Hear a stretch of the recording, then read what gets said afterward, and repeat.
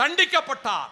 Mandalay சிறைச்சாலையிலே 6 ஆண்டுகள் 2.5 வருட காலம் அந்த மாண்டலே சிறைச்சாலையில் இருந்த நேதாஜி அவருடைய அனுபவங்களை படிக்கிற பொழுதே நான் வேதனையால் துடித்திருக்கிறேன்.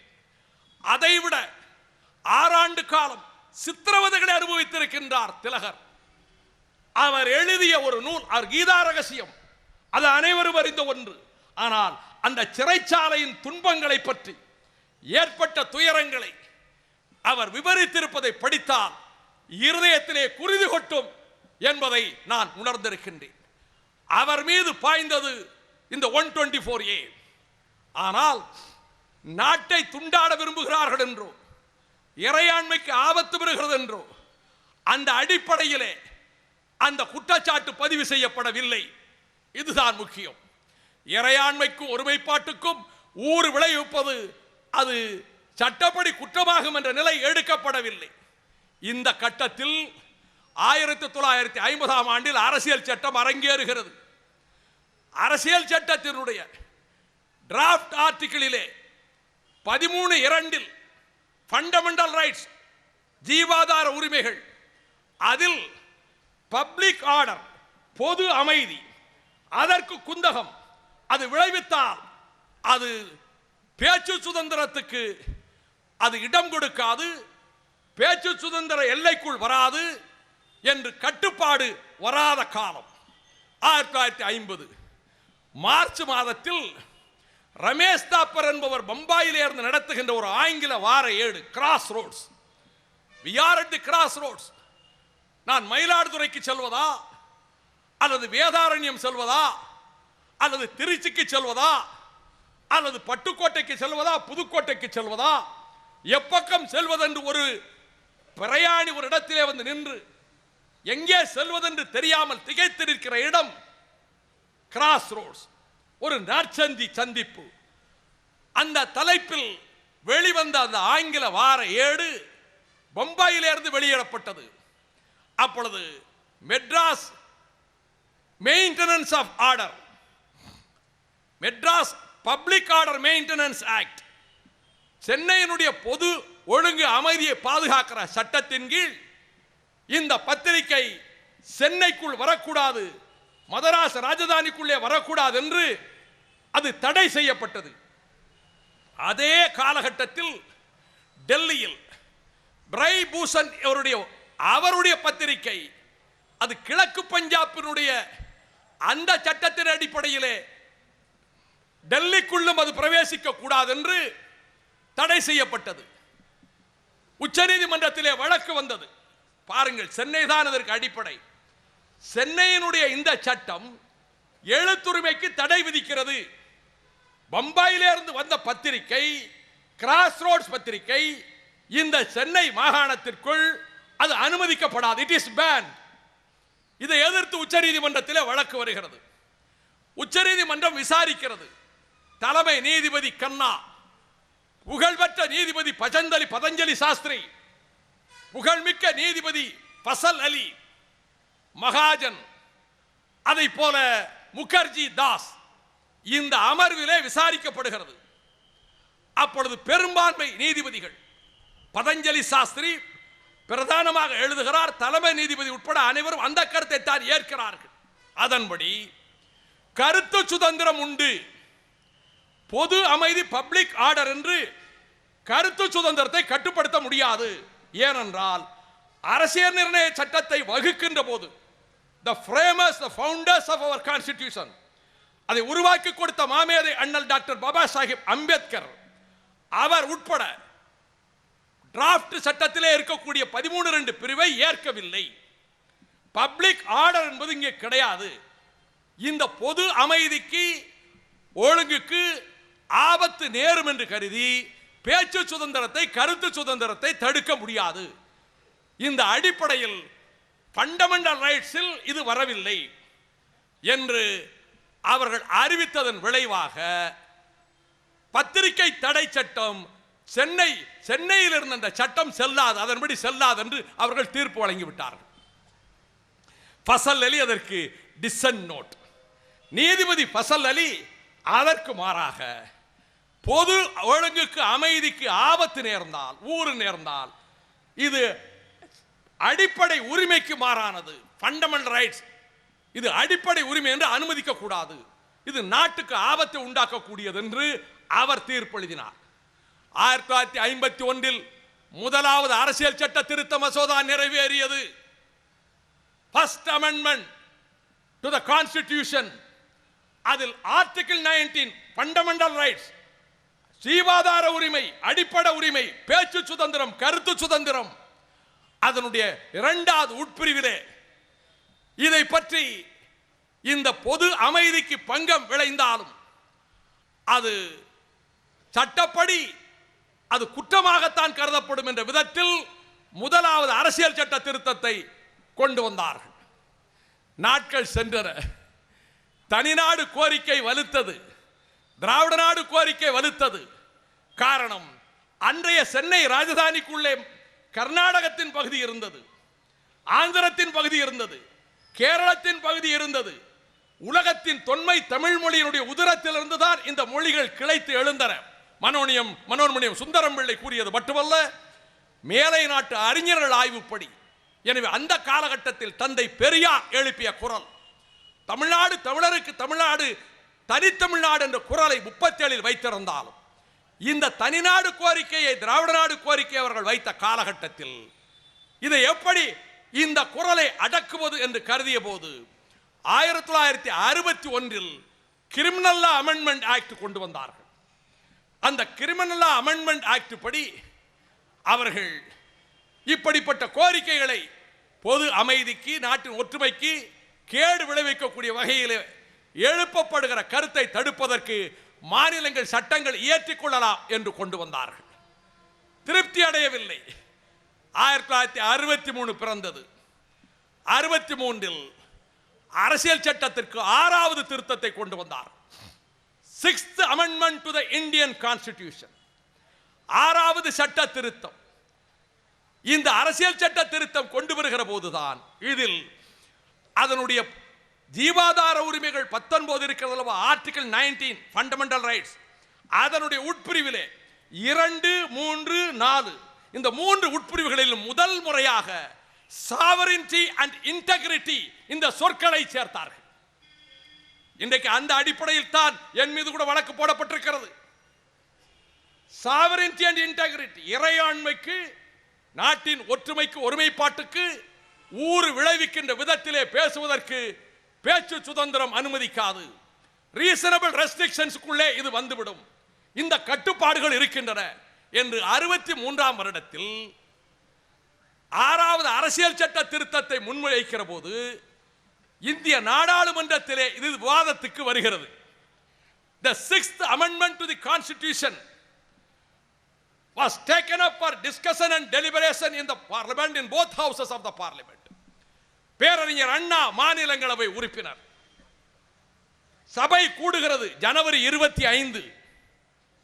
எந்த அன்னை தமிழ் மொழிக்காக இதோ அருகிலே இருக்கக்கூடிய திருச்சிராப்பள்ளியிலே, மலைக்கோட்டை நகரிலே கீழப்பழுவூர் சின்னசாமி தணலின் நாக்குகளுக்கு தன் உயிரை தாரை வார்த்து கொடுத்தானோ அதே ஜனவரி 25 வருடம் 1963 பேரறிஞர் அண்ணா மாநிலங்களவையில் பேசுகிறார். அந்த உரையில் அவையினுடைய தலைவர் டெபுட்டி சேர்மன் அந்த சகோதரி இருக்கிறார், சகோதரி மார்கரெட் ஆல்வா. மார்கரெட் அவர் பேச்சை தொடங்குகிறார். அவர் அறிவின் கடல் அல்லவா, ஆகாயம் போன்ற அந்த சிந்தனை ஓட்டத்தை பார்க்கிறேன். அந்த very first sentence, அந்த முதல் வாக்கியத்தை மட்டும் இந்த மன்றத்திலே வைக்கிறேன். அண்ணா 66 வந்து பேசி இருக்கிறார். நான் அண்ணா உருவாக்கிய அந்த பாசறையிலே வந்தவன், அதில் வார்ப்பிக்கப்பட்டவன். பேரறிஞர் அண்ணாவை இயற்கை பறித்துக் கொண்டு போறதனால் எவ்வளவு துயரம் நேர்ந்தது என்று இன்று வரை எண்ணி கலங்குகிறவன்.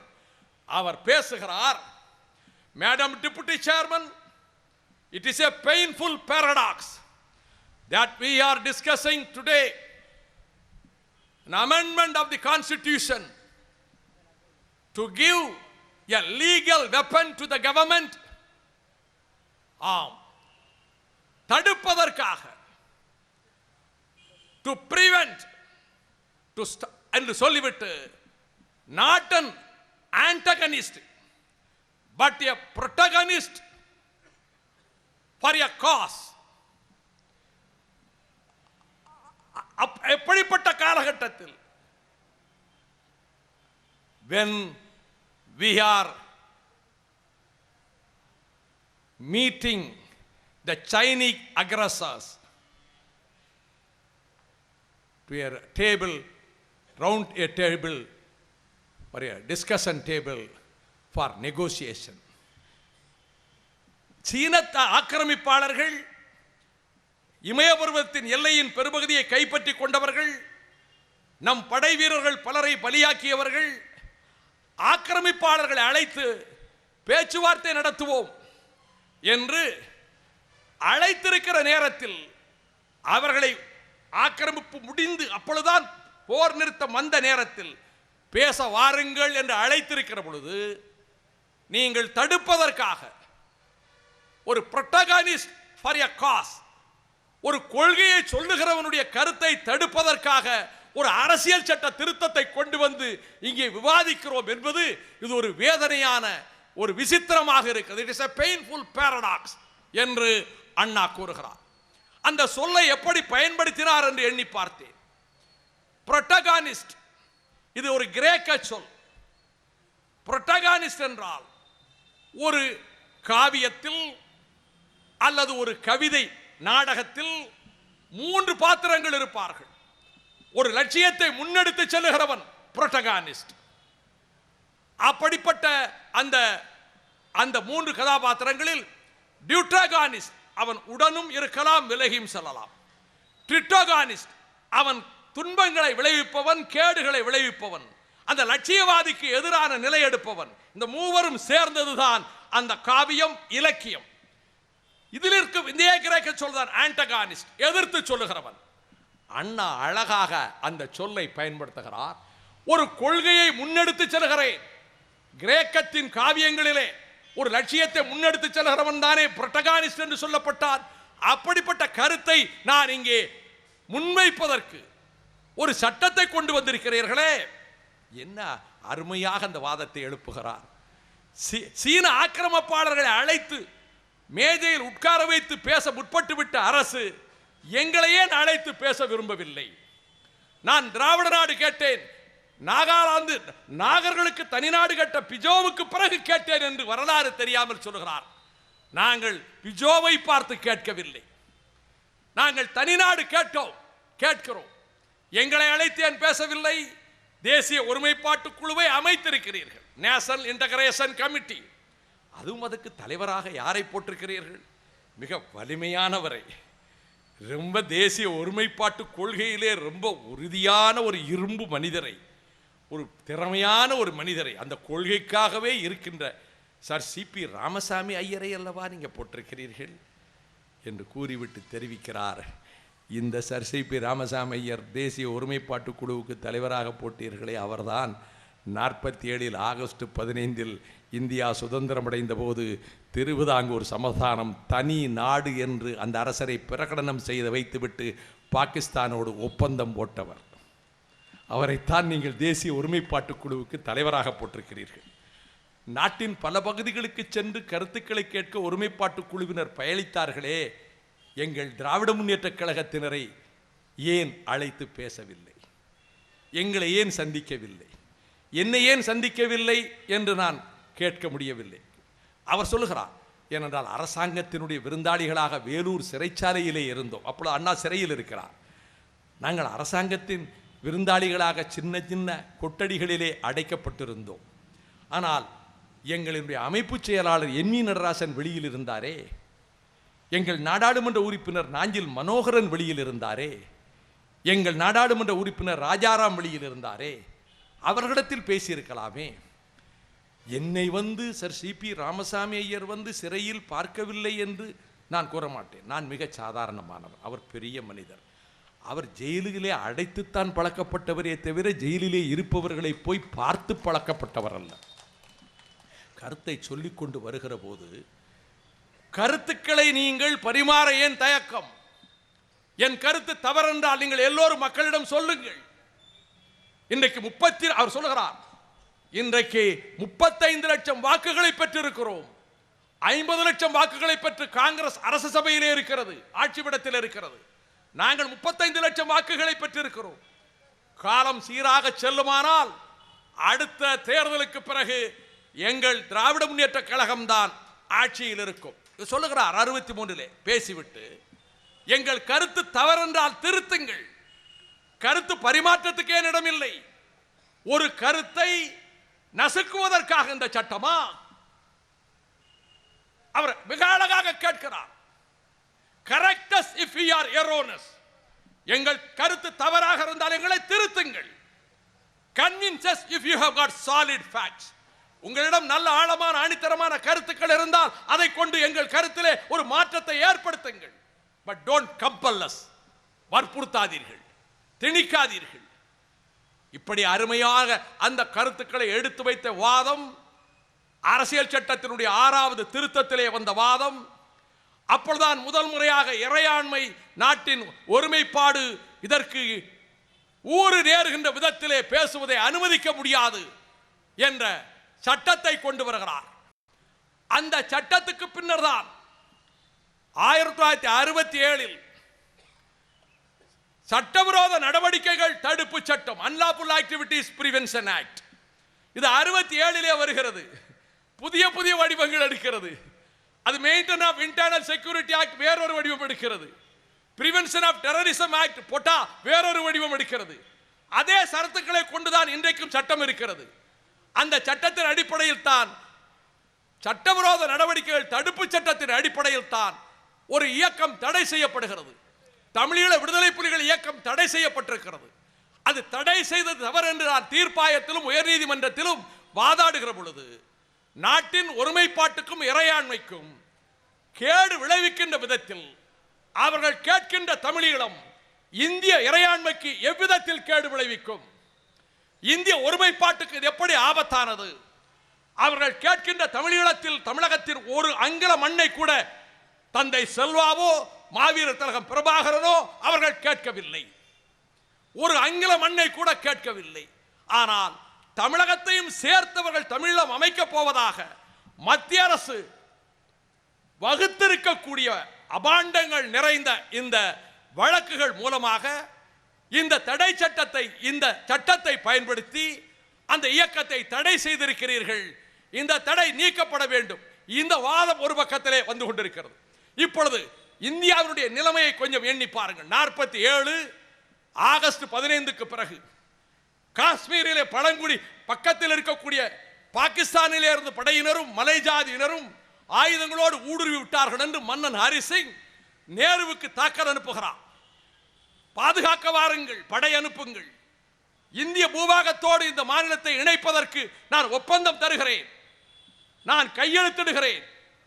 இந்திய நாட்டோடு இணைவதற்கு சமஸ்தானங்கள் இணைகிற காலம், இந்த காஷ்மீரம் இணையும். இது 47 அக்டோபர் 26 காஷ்மீரத்தின் ஹரி சிங் தகவல் அனுப்புகிறார். அதே நாளில் கிளமண்ட் அட்லிக்கு, பிரித்தானிய பிரதமருக்கு வெற்றியை தேடி கொடுத்த வின்ஸ்டன் சர்ச்சிலை இங்கிலாந்து மக்கள் தோற்கடித்தார்கள். உலக யுத்தத்தில் பிரித்தானியத்தை வெற்றி பெற செய்த சர்ச்சிலை தோற்கடித்தார்கள். Clement Attlee பிரதமரானார். பண்டித நேரு எழுதுகிறார், ஹரி சிங் எங்களுக்கு கொடுத்த ஒப்பந்தத்தின் அடிப்படையில் நாங்கள் படையனுப்ப நேர்ந்தது. ஆனால் காஷ்மீர் மக்கள் தான் முடிவெடுக்க வேண்டும். They have to decide their destiny. They have to give their consent. அவர்கள் என்ன முடிவெடுக்கிறார்களோ, இந்தியாவோடு இருப்பதா விலகுவதா தனிநாடாக வாழ்வதா அவர்கள் முடிவு. அது பொது வாக்கெடுப்பின் மூலமாக நிறைவேற்றுவோம். Would be decided by a plebiscite. 47 October 26 England பிரதமருக்கு கடிதம் எழுதிய பண்டித ஜவஹர்லால் நேரு அவர்கள் நவம்பர் 2 அகில இந்திய வானொலியில் இந்த கருத்தை சொல்லுகிறார். காஷ்மீரத்தின் எதிர்காலத்தை முடிவு செய்ய வேண்டிய கடமை, பொறுப்பு காஷ்மீர் மக்களுக்கு தான் உண்டு. அது வாக்கெடுப்பு மூலமாக நிறைவேறும் என்று வானொலியில் அறிவித்துவிட்டு, பாகிஸ்தானுடைய பிரதமர் லியாக்கத் அலி கானுக்கு நாங்கள் காஷ்மீர் மக்கள் முடிவுக்கு விட்டு விடுவோம் வாக்கெடுப்பிலே கடிதம் அனுப்புகிறார். மீண்டும் அதே நவம்பர் 3ஆம் தேதி மீண்டும் அகில இந்திய வானொலியிலே பேசுகிறார். 1948 மார்ச் 5 கான்ஸ்டிடியூவன்ட் அசெம்பிளி அரசியல் நிர்ணய சபை பண்டித நேரு அங்கே பேசுகிறார். We have given a promise not only to the Union, United Nations, but to the whole world that the fate of the Kashmir people will be decided by them. That will be decided by a plebiscite. நாம் ஒரு வாக்கு கொடுத்து விட்டோம். We stood by it, we stand by it, we will stand by it. நாங்கள் இந்த வாக்குறுதியிலே உறுதியாக இருப்போம். 51 லண்டனுக்கு போகிறார் ஜனவரி 16. பத்திரிகையாளர்கள் கேட்கிறார்கள், we have made a commitment that there will be a plebiscite in Kashmir. அங்கே ஒரு பொது வாக்கெடுப்பு நடக்கும். அதன்படி அந்த மக்கள் தங்கள் முடிவை தீர்மானித்துக் கொள்வார்கள். மீண்டும் 52 மார்ச் 26 இந்திய பாராளுமன்றத்தில், அதற்கு பிறகு ஜூன் 20 இந்திய பாராளுமன்றத்தில், இல்லை ஜூன் 20 ஆகஸ்ட் 7 இந்திய பாராளுமன்றத்தில் நாம் வாக்கு கொடுத்து விட்டோம். ஒருவேளை காஷ்மீர் நம்மை விட்டு விலகிச் செல்வதாக முடிவெடுத்தால் நம் இருதயங்கள் காயப்படலாம். ஆனால் உலகத்துக்கு கொடுத்த வாக்குறுதியை நாம் நிறைவேற்றி தர வேண்டும். மீண்டும் 54 அதே கருத்தை இந்திய நாடாளுமன்றத்தில் பதிவு செய்கிறார். நான் சம்பவங்களை மட்டும்தான் இந்த வழக்கறிஞர்களிடம் சொல்லுகிறேன், நான் விமர்சிக்க அல்ல, நடந்தவற்றை சொல்லுகிறேன். மீண்டும் 10 ஆண்டுகள் கழிகின்றன. 64 MC சாக்லா ரோசஸின் டிசம்பர் என்ற அற்புதமான சுயசரிதை எழுதினாரே, அந்த மகத்தான மனிதர், நான் மதிக்கின்ற ஒரு நல்ல தலைவர்களில் ஒருவர். அவர் கல்வி அமைச்சராக இந்தியாவின் பிரதிநிதியாக ஐநா சபையில் பேசுகிறார். 47 54 வரை பண்டித நேரு உலகத்துக்கும் ஐநாவுக்கும் இந்திய நாட்டு நாடாளுமன்றத்துக்கும் அரசியல் நிர்ணய சபைக்கும் தெரிவித்த கருத்து பொது வாக்கெடுப்பு. 64 சாக்லா பேசுகிறார், பொது வாக்கெடுப்பு அதுதான் 3 தேர்தல்கள் நடத்தி விட்டோமே, அதுதான் பொது வாக்கெடுப்பு. அடுத்து கேட்கிறார், பொது வாக்கெடுப்பெல்லாம் அதெல்லாம் நடைமுறையில் சாத்தியமில்லை. பலூசிகள் கேட்கிறார்கள், பக்தூனிஸ்தான் மக்கள் கேட்கிறார்கள், பட்டாணியர்கள் கேட்கிறார்கள், கிழக்கு பாகிஸ்தானியர்கள் கேட்கிறார்கள், அங்கே நீ பொது வாக்கெடுப்பு நடத்துவாயா பாகிஸ்தான்? ஆக இந்தியா தன் நிலையை மாற்றிக்கொண்டது. இப்பொழுது நான் வருகிறேன். சோவியத் ரஷ்யாவிலே சட்டம், அரசியல் சட்டத்தில் பிரிந்து போகும் உரிமை உண்டு. சீனத்தில் சட்டத்தில் உரிமை, அது அகற்றப்பட்டது. பர்மாவில் சட்டத்தில் உரிமை, அது அகற்றப்பட்டது. இந்தியாவில் பொது வாக்கெடுப்பை பற்றி காஷ்மீரத்தில் எடுக்கப்பட்ட நிலைப்பாடு அது மாற்றிக்கொள்ளப்பட்டது. நான் சம்பவங்களை மட்டும் வைக்கிறேன், முடிவெடுப்பது நீங்கள் நீதிபதிகள். இப்படிப்பட்ட ஒரு சூழலில் ஒரு பொது வாக்கெடுப்பு என்பது எப்பொழுது வருகிறது? தங்களுடைய உரிமைகளை நிலைநாட்டிக் கொள்ள, சுய நிர்ணய உரிமையை நிலைநாட்டிக் கொள்ள பொது வாக்கெடுப்பு வருகிறது. இங்கே தஞ்சையார் அவர்கள் சுவிஸ் நாட்டை பற்றி குறிப்பிட்டார்கள். அங்கே ரெஃபரண்டம் அண்ட் இனிஷியேட்டிவ் என்று இருக்கிறது. ஒரு குறிப்பிட்ட மக்கள் இது குறித்து வாக்கெடுப்பு வேண்டும் என்று அவர்கள் கையெழுத்திட்டு அவர்கள் கோரிக்கை வைத்தால் ஒரு பொது வாக்கெடுப்பு நடத்தப்படும். பொது வாக்கெடுப்பு 2 விதமாக அமையலாம். ஒரு நாட்டின் எல்லைகளை தீர்மானிக்க, ஒரு நாடு இன்னொரு நாட்டின் ஒரு பகுதியோடு சேர அல்லது பிரிந்து செல்ல, அல்லது சர்வதேச ஒப்பந்தங்களை ஏற்க மறுக்க, அது ஒரு விதமான பொது வாக்கெடுப்பு ரெஃபரண்டம். ஒரு தேசத்துக்குள்ளே பொது வாக்கெடுப்பு நடத்தலாம். ஒரு குறிப்பிட்ட பிரச்சனையை ஏற்க மறுக்க, உதாரணத்துக்கு மதுவிலக்கு, ஒரு உதாரணத்துக்கு டொமஸ்டிக் ரெஃபரண்டம், மது வேண்டுமா வேண்டாமா என்று கூட ஒரு பொது வாக்கெடுப்பு நடத்தலாம். அது டொமஸ்டிக் ப்ராப்ளம். இந்த மாதிரியான பொது வாக்கெடுப்புகள் நடத்தப்படுகின்ற ஒரு சூழல் தங்கள் உரிமைகளை நிலைநாட்டிக் கொள்ள சுயநிர்ணய உரிமையை நான் சொன்னேன் அல்லவா, ரைட் ஆஃப் செல்ஃப் டிட்டர்மினேஷன், இந்த அடிப்படையிலே தங்கள் நாடுகளுக்கு, தங்கள் தேசிய இனங்களுக்கு சுதந்திரத்தை தேடிக்கொள்ள ஆரம்பித்ததன் விளைவாக 1905 ஆகஸ்ட் 13 அதுவரை ஒன்றாக இருந்த ஸ்வீடனிலே இருந்து நார்வே பிரிந்து செல்வதற்காக ஒரு பொது வாக்கெடுப்பு நடத்தியது. நார்வே நாட்டு மக்களை ஸ்வீடன் தேசத்து மக்கள் ஆதிக்கம் செலுத்தவில்லை. நார்வே தேசத்து பெண்களுக்கு பாலியல் கொடுமைகள் விளைவிக்கவில்லை. நார்வேயில் இருக்கிற வழிபாட்டு தலங்களை ஸ்வீடன் நாட்டுக்காரர்கள் அழிக்கவில்லை. நார்வே சேர்ந்தவர்களுக்கு ராணுவத்திலோ அல்லது உத்தியோகங்களிலோ இடமில்லாமல் செய்யவில்லை. சம அந்தஸ்துள்ளவர்களாக இருந்தார்கள், சம உரிமை உள்ளவர்களாக இருந்தார்கள். ஆனாலும் கூட நாங்கள் தனித்து வாழ்வோம், என்று அந்த அடிப்படையில் நடத்தப்பட்ட பொது வாக்கெடுப்பில் 100% நார்வே பிரிந்து செல்லும், நார்வே ஸ்வீடன் நாட்டிலிருந்து பிரிந்து செல்லும் என்று முடிவெடுத்தார்கள். என் அன்புக்குரியவர்களே, நான் என்னை மையப்படுத்தி எந்த கருத்தையும் பதிவு செய்ய விரும்பவில்லை என்று வழக்கறிஞரிடம் சொன்னேன். ஒரு சம்பவத்தை மட்டும் குறிப்பிடுகிறேன். 2008ஆம் ஆண்டு ஏப்ரலில் அதே நார்வே நாட்டினுடைய தலைநகர் ஆஸ்லோவில் உலகம் தமிழர்களை அனாதைகளாக கைவிட்ட வேளையில் ஆண்டன் பாலசிங்கம் உயிருக்கு போராடி கொண்டிருந்த நேரத்தில் மரணத்தின் வாசலில் இருந்த ஆண்டன் பாலசிங்கத்தை அழைத்து கொண்டு வந்து பழுதுபட்ட 2 சிறுநீரகங்களையும் மாற்று சிறுநீரகங்களை வைத்து அந்த உயிரை காப்பாற்றி கொடுத்த அந்த நார்வே அரசுக்கு நான் நன்றி தெரிவிக்கிறேன் என்று ஆஸ்லோவிலே போய் தெற்காசிய பிராந்தியத்தினுடைய அமைதி மாநாட்டில் பேசினேன் அல்லவா. அப்பொழுது எனக்கும் சிங்கள நாட்டிலே இருந்து வந்த புத்த பிட்சுக்களுக்கும் வாக்குவாதம் வந்தது. முதல் நாள் அமர்வுக்கு பிறகு மறுநாள் அமர்வில் ஐரோப்பிய ஒன்றியத்தினுடைய நாடாளுமன்ற உறுப்பினர்கள் இருந்தார்கள். அமர்வுக்கு தலைமை தாங்கியவர் ஜெர்மனிய நாடாளுமன்ற உறுப்பினர் ஒரு சகோதரி. அப்பொழுது எனக்கும் இலங்கையிலே இருந்து வந்த புத்த பிட்சுக்களுக்கும் வாக்குவாதம் தான், வேறொன்று மோதல் இல்லை, வாக்குவாதம் தான். அவர் கேட்டார், Eelam is a day dream, it is a Mirage, அது ஒரு காணல் நீர் என்று சொன்னார். நான் உடனே எழுந்து சொன்னேன், நான் நார்வேயிலிருந்து பேசுகிறேன். Independent Norway also some time back was considered as a mirage, as a daydream. இது ஒரு பகல் கனவு, காணல் நீர் என்று ஐரோப்பாவிலே பலர் கருதினார்கள். But independent Norway has become a reality. இன்று சுதந்திர நாடாக நார்வே மலர்ந்து விட்டது. A day will come and the day Eelam will usher as a separate nation. அது ஒரு தனி நாடாக மலரும். 1905 நார்வே பொது வாக்கெடுப்பு நடத்தி சுயநிர்ணய உரிமையின் அடிப்படையில் சுதந்திர தேசமாக அது மலர்ந்து விட்டது. நார்வே தனி நாடாக பிரிந்து விட்டது. 1944 மே 22, 23 தேதிகளில் ஐஸ்லாந்திலே பொது வாக்கெடுப்பு.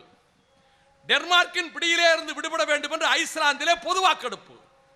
To exercise their right of self determination, சுயநிர்ணய உரிமையை நிலைநாட்டுவதற்காக ஐஸ்லாந்திலே பொது வாக்கெடுப்பு.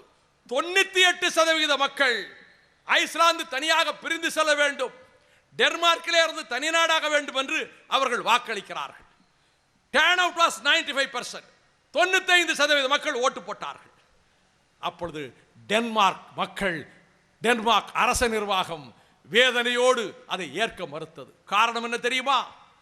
இன்னும் ஸ்வஸ்தி கொடி பறக்கிறது எங்கள் டென்மார்க்கிலே. கொடியவன் நாஜிகளின் தலைவர் அடால்ஃப் ஹிட்லரினுடைய அடிமை பிடிக்குள்ளே நாங்கள் சிக்கி இருக்கிறோம்.